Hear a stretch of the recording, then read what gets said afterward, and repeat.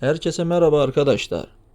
Arabada kablosuz şarj cihazına telefon taktığımızda telefonla şarj cihaz arasında hiçbir şey olması gerekmez.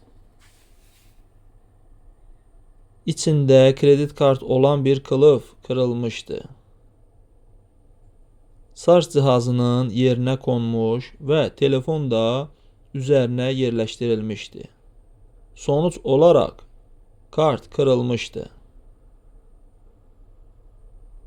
Arkadaşlar, telefonla şarj cihazın arasında hiçbir şey olması gerekmez. İçinden kuruşlar veya hiçbir şey.